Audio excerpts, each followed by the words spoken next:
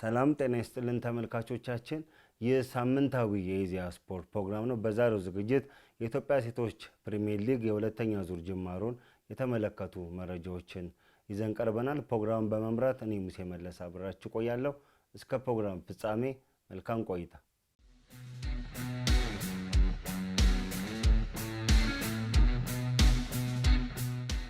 የካቲት ወር የመጀመሪያ የኢዜአ ስፖርት ፕሮግራም የምንቃኘው ርዕሰ ጉዳይ ኢትዮጵያ ሴቶች ፕሪሚየር ሊግ ነው። የዛሬው ፕሮግራም ሙሉ ትኩረቱን በዚህ በሴቶች ፕሪሚየር ሊግ የሁለተኛ ዙር መርሃ ግብር ጅማሮ ላይ ያተኩራል። ቅድሚያ የኢትዮጵያ ሴቶች ፕሪሚየር ሊግ የሁለተኛ ዙር መረጃዎችን ከመመልከታችን በፊት በመጀመሪያው ዙር የነበሩ አበይት ጉዳዮችን ወደ ኋላ መለስ ብለን እንመለከታለን። እንግዲህ የኢትዮጵያ ሴቶች ፕሪሚየር ሊግ የመጀመሪያው ዙር ከተጠናቀቀ ወደ አንድ ወር ገደማ ሆኖታል። የ13 ሳምንታት ጨዋታዎች ተከናውኗል። 14 ክለቦች ጨዋታቸውን እያደረጉ ቆይተው እንግዲህ በታህሳስ ወር ነው እንግዲህ የኢትዮጵያ ፕሪሚየር ሊግ የመጀመሪያ ዙር መርሃ ግብር የተጠናቀቀው ማለት ነው። በዋንጫ ፉክክሩ ላይም በወራጅ ቀጠና ፉክክሩም ላይ እንግዲህ ጠንካራና ተመጣጣኝ የሆነ ነገር እየተመለከትን እንገኛለን። ከዚህ በፊት በነበሩ የኢትዮጵያ ሴቶች ፕሪሚየር ሊግ ውድድሮች ላይ እንግዲህ የአንድ ቡድን የበላይነት በስፋት ይታያል። እሱም የኢትዮጵያ ንግድ ባንክ ሴቶች ክለብ ነው። ያለፉትን 7 የሊግ ዋንጫዎች ያነሳው ኢትዮጵያ ንግድ ባንክ ነው። የባለፈው የውድድር ዓመት አሸናፊ ነበር። ይሄ የሚታወስ ነው። ከቅርብ ዓመታት ወዲህ ግን የተወሰኑ ክለቦች በዋንጫው በመፎካከር ሊጉ በአንጻራዊነት የተሻለ ተመጣጣኝ ፉክክር እየተደረገበት ይገኛል ማለት ነው። የዚሁ ማሳያ የሆነውን ነገር በዚህ ውድድር ዓመት መመልከት ይቻላል። ኢትዮ ኤሌክትሪክ በጣም በዘንድሮ ውድድር ዓመት ጠንካራ ግስጋሴ እያደረገ የሚገኝ ቡድን ነው። በ36 ነጥብ ሊጉን እየመራ ይገኛል። በሊጉ በርካታ ድሎችን ያስመዘገበ ቡድን ነው። 12 ድሎችን ማስመዝገብ ችሏል ማለት ነው። ጠንካራ ግስጋሴ እያደረገ ይገኛል።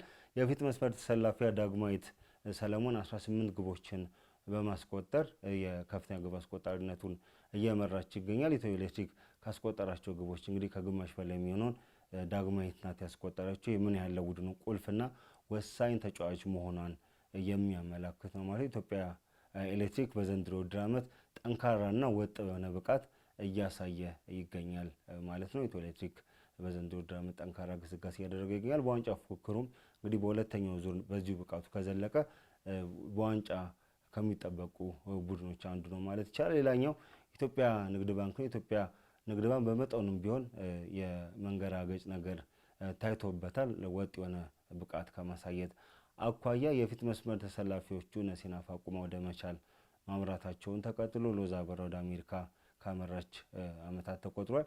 የፊት መስመሩ ላይ የተወሰነ ከአጨራረስ ጋር ያሉ ድክመቶች አሉ። እንግዲህ ያንን ቦታ የሸፈነችው ረዴት አስረሳይ ናት። 10 ግቦችን በዘንድሮ የኢትዮጵያ ሴቶች ፕሪሚየር ሊግ ላይ ማስቆጠር ችላለች። ከማጥቃት ጋር ያለው እንቅስቃሴ ትንሽ ደከም ያለ ይመስላል። እንግዲህ በዘንድሮ የውድድር ዓመት እስካሁን ባደረጋቸው ጨዋታዎች 34 ግቦችን አስቆጥሯል።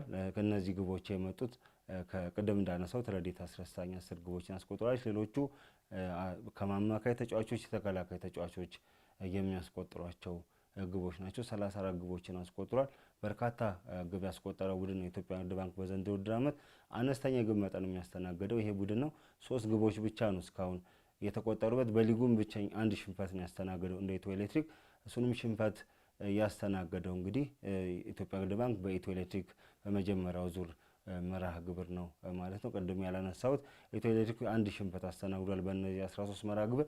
እሱን ሽንፈት ያስተናገደው በቦሌ ክፍለ ከተማ ነበር። ከዛ ውጭ እንግዲህ በጥሩ ብቃት ላይ ኢትዮጵያ ንግድ ባንክ ሊጉን ለረጅም ዓመታት ዶሚኔት አድርጎ ወይም ደግሞ የበላይ ሆኖ የቀጠለ ቡድን ነው ማለት ነው። ባለፈው በኢትዮ ኤሌክትሪክ ሽንፈት ያስተናገደ ወቅትም ከ3-4 ዓመታት ተከታታይ ቆይታ በኋላ ነው በሊጉ ራሱ ሽንፈት ያስተናገደው። ይሄ ቡድኑ ምን ያህል ጠንካራ እንደሆነ የአንድ ቡድን የበላይነት ቅድም ያነሳሁትን ሀሳብ የበለጠ የሚያጠናክር ነው ማለት ነው። ሌላኛው ቡድን መቻል ነው። መቻል በ29 ነጥብ 3ኛ ደረጃ ላይ ይገኛል። በሊጉ ጠንካራና ጥሩ ብቃት ከሚያሳዩ ቡድኖች መካከል አንዱ ነው። ከ1 እስከ 4 ከ1 እስከ 5 ባለው በሴቶች ፕሪሚየር ሊግ በየዓመቱ ያጠናቃል። በተለይ ባለፉት ጥቂት ዓመታት ላይ በጣም ጠንካራ እንቅስቃሴ የሚያደርግ ጥሩ የተደራጀ የሴት ክለብ ያለው ቡድን ነው መቻል ማለት ነው። ሐዋሳ ከተማና ሸገር ከተማ በተመሳሳይ 7 ነጥብ በግብ ክፍያ ተበላልጠው አራተኛና አምስተኛ ደረጃ ላይ ይገኛሉ። እነዚህ ቡድኖች ጥሩ ግስጋሴ እያደረጉ ይገኛል።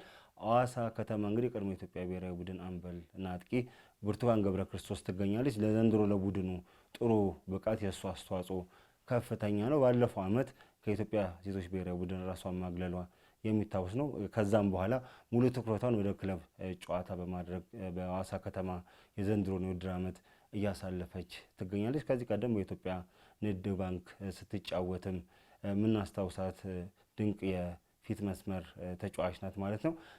ብርቱካን ገብረ ክርስቶስ ጥሩ አስተዋጽኦ እያደረገች ይገኛል። ሌላኛው እንግዲህ ከከፍተኛ ሊግ አድርጎ ዘንድሮ ጥሩ ግስጋሴ እያደረገ የሚገኘው ሸገር ከተማ ነው። በ27 ነጥብ 5ኛ ደረጃ ላይ ይገኛል። በሐዋሳ ከተማ የግብ ክፍያ ተበልጦ ማለት ነው። ዘንድሮ ውድድር ዓመት ላይ ከከፍተኛ ሊግ ወደ ሴቶች ፕሪሚየር ሊግ 2 ክለቦች አድጓል።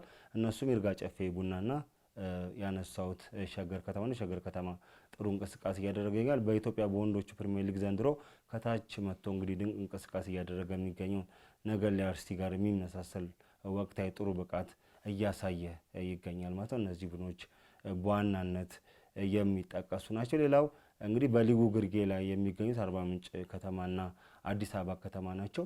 በርካታ በሊጉ ሽንፈቶችን ያስተናገዱ ቡድኖች ናቸው። አዲስ አበባ ከተማ በሊጉ 26 ግቦችን ያስተናገደ ቡድን ነው። በርካታ ግቦች የተቆጠሩበት ቡድን ነው ማለት እንችላለን። አርባ ምንጭ ከተማና ይርጋ ጨፌ ቡና 25 ግቦች በተመሳሳይ አስተናግዷል። እነዚህ በሊጉ በጣም ከፍተኛ ግብ ካስተናገዱ ክለቦች መካከል የሚጠቀሱ ናቸው። በተለይ አዲስ አበባ ከተማ በሊጉ እስካሁን ማሸነፍ የቻለው የጨዋታ ብዛት 1 ነው። በጣም አነስተኛ የሚባል ነው ማለት ነው። በመጀመሪያው ዙር ያስመዘገበው ድል ነው። ይሄ እንግዲህ ከወራጅ ቀጠና ለመውጣት በሚያደርገው ፉክክር ብዙም እየረዳው አይመስልም። በሁለተኛው ዙር ይሄን አሻሽሎ ካልመጣ አዲስ አበባ ከተማ የወራጅ ቀጠና ስጋት ውስጥ ሆኖ መቀጠሉ የማይቀር ጉዳይ ነው። ሌላኛው አርባ ምንጭ ከተማ ነው። አርባ ምንጭ ከተማም እንደዚህ በ8 ነጥብ 13ኛ ደረጃን ይዞ ወራጅ ቀጠና ውስጥ የሚገኝ ቡድን ነው። ይሄም ቡድን እንግዲህ በዘንድሮ ውድድር ዓመት ከሁለት የዘለለ ጨዋታ ማሸነፍ አልቻለም ማለት ነው። እነዚህ ቡድኖች 13ኛና 14ኛ ደረጃን በመያዝ ወራጅ ቀጠና ውስጥ የሚገኙ ቡድኖች ናቸው ማለት ነው። ቦሌ ክፍለ ከተማ ጥሩ ብቃት ቢያሳይም እንግዲህ በዘንድሮ ውድድር ዓመት ወጣ ገባ ያለ እንቅስቃሴ እያደረገ ይገኛል። የሊጉን መሪ ኢትዮ ኤሌክትሪክን በብቸኛነት በመጀመሪያው ዙር ያሸነፈው ቦሌ ክፍለ ከተማ ነው። ይህንን ብቃት ቢያሳይም እንግዲህ በተለይ በመጀመሪያው ዙር ማብቂያ ላይ ጣላቸው ነጥቦች እንግዲህ ደረጃው ዝቅ እንዲል አድርጎታል። 6ኛ ደረጃ ላይ ይገኛል ማለት ነው። ወጥ የሆነ ብቃት ከማሳየት አኳያ የራሱ የሆኑ ድክመቶች አሉበት ማለት ነው። እነዚህን ይመስላሉ እንግዲህ በመጀመሪያው ዙር የታዩ ነገሮች። በአጠቃላይ በየጨዋታዎቹ ከፍተኛ ግብ መጠን ያላቸው ግቦች ይቆጠራሉ። ተመጣጣኝ የምንለው አይነት ፉክክር በእነዚህ ክለቦች መካከል ይደረጋል። በአንጻራዊነት በ2018 የውድድር ዓመት በሴቶች ፕሪሚየር ሊግ ተመጣጣኝ አንጻራዊ ጥሩ የሆነ ፉክክር ለተመልካች ሳቢ የሆነ ፉክክር የታየ ይገኛል። ተመልካቾችም በስቴዲየም በመገኘት ይህን ጨዋታ እየተከታተሉ ይገኛሉ። በተለይም ረፋድ ለሚደረጉ ጨዋታዎች በተመልካቾች እየታዩ አይደለም። በተለይም 4 ሰዓት 5 ሰዓት የሚደረጉ ጨዋታዎች። ከዛ ውጭ ግን ከሰዓት ከቀትር በኋላ 7 ሰዓት ላይ 9 ሰዓት ላይ 10 ሰዓት ላይ የሚደረጉ ጨዋታዎችን ተመልካቾች በአበበ ቢቂላ ስቴዲየም በመገኘት እየተከታተሉ ይገኛል። ይህም እንግዲህ ጥሩ መነቃቃት የታየበት ነው ማለት ይቻላል። በአንጻራዊነት ዘንድሮ የተሻለ ፉክክር ያለበት ጥሩ ተመልካች የተመለከተው ያለ ውድድር ነው። በመገናኛ ብዙሃንም ጥሩ ሽፋንና ትኩረት ያገኘ ውድድር ነው ማለት ይቻላል። የኢትዮጵያ ሴቶች ፕሪሚየር ሊግ እንግዲህ የሁለተኛ ዙር መርሃ ግብር የካቲት 7 ነገ ይጀመራል ማለት ነው። እሱን የተመለከቱ መረጃዎች እንግዲህ በሁለተኛው ምዕራፍ ፕሮግራም ይዘላችሁ የምንቀርብ ይሆናል። ተመልካቾቻችን እንግዲህ የኢትዮጵያ ሴቶች ፕሪሚየር ሊግ የተመለከተው መረጃ እንደቀጠለ ነው። ካፍታ ቆይታ በኋላ የኢትዮጵያ ሴቶች ፕሪሚየር ሊግ የሁለተኛ ዙር መርሃ ግብሮችን የተመለከቱ መረጃዎችን ይዘን እንቀርባለን። አሁንም ከኢዜአ ስፖርት ፕሮግራም ጋር አብራችሁን ቆዩ።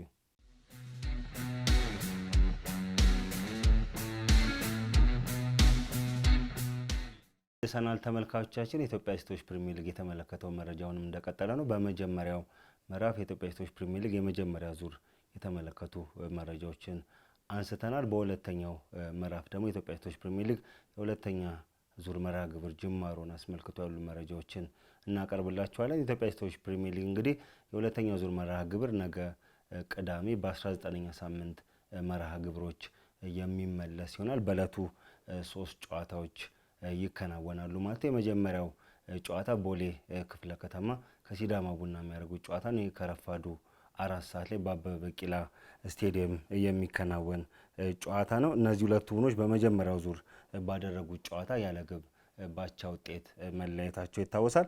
ቦሌ ክፍለ ከተማ በ20 ነጥብ ስድስተኛ ደረጃ ላይ ይገኛል። ቀደም ይህንን ጉዳይ ያነሳሁት ነበር። ሲዳማ ቡና በ18 ነጥብ ሰባተኛ ደረጃ ላይ ይገኛል ማለት ነው። እነዚህ ሁለቱ ቡድኖች የሚያደርጋቸው ጨዋታዎች በደረጃ ላይ ለውጥ ለመፍጠር የራሳቸው የሆነ አስተዋጽኦ ያላቸው ጨዋታዎች ናቸው።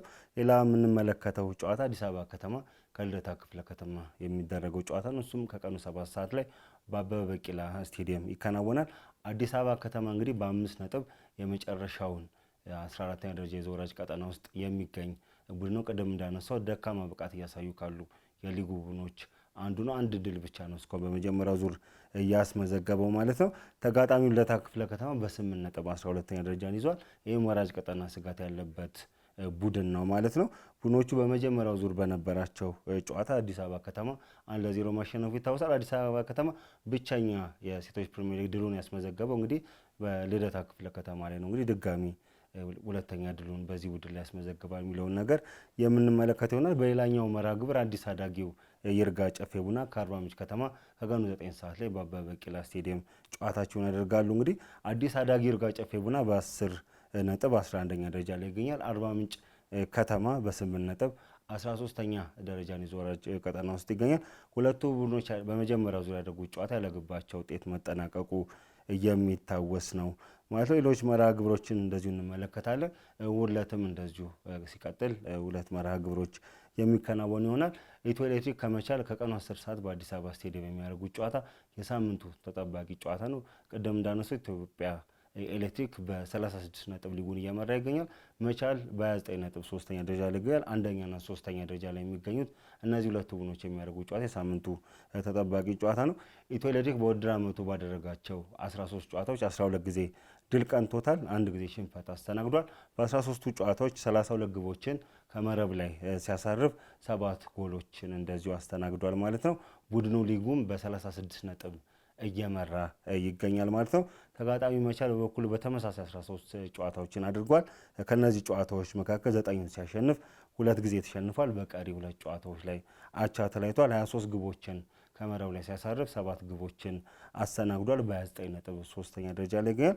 ኢትዮ ኤሌክትሪክና መቻል ቅድም እንዳነሳሁት በዘንድሮ ውድድር ዓመት ጥሩ ግስጋሴ እያደረጉ የሚገኙ ክለቦች ናቸው። እነዚህ ቡድኖች ጨዋታ ወሳኝ ነው። የሳምንቱ የሁለተኛው ዙር የመጀመሪያ ተጠባቂ መርሃ ግብር ነው ማለት ይቻላል። ሁለቱ ቡድኖች በመጀመሪያው ዙር ባደረጉት ጨዋታ ኢትዮ ኤሌክትሪክ 3-0 በሆነ ውጤት ማሸነፉ የሚታወስ ነው ማለት ነው። በሌላኛው መርሃ ግብር ድሬዳዋ ከተማና ባህር ዳር ከተማ በዚህ ዕለት ጨዋታቸው ከቀኑ 8 ሰዓት በአዲስ አበባ ስቴዲየም የሚያከናውን ይሆናል። ድሬዳዋ ከተማ በ13 ነጥብ 9ኛ ደረጃ ላይ ይገኛል። ባህር ዳር ከተማ በ10 ነጥብ 10ኛ ደረጃ ላይ ይገኛል። ሁለቱ ቡድኖች በመጀመሪያው ዙር ባደረጉት ጨዋታ ባህር ዳር ከተማ 2-0 ማሸነፉ የሚታወስ ነው ማለት ነው። የኢትዮጵያ ሴቶች ፕሪሚየር ሊግ 19ኛ ሳምንት መርሃ ግብር ሰኞ የካቲት 9 የሚጠናቀቅ ይሆናል። በዚህ ዕለት 2 ጨዋታዎች ይደረጋሉ። በዚህ ዕለት ከረፋዱ 3 ሰዓት ላይ የወቅቱ የሊጉ አሸናፊ ኢትዮጵያ ንግድ ባንክ ከሸገር ከተማ የሚያደርጉት ጨዋታ እንደዚሁ ይጠበቃል። ኢትዮጵያ ንግድ ባንክ በሊጉ ዘንድሮ 13 ጨዋታዎችን አድርጎ 10ሩን ሲያሸንፍ አንድ ጊዜ ብቻ ነው ሽንፈት ያስተናገደው። በቀሪ 2 ጨዋታዎች አቻ ተለያይቷል። 34 ግቦችን ሲያስቆጥር 3 ግቦችን አስተናግዷል።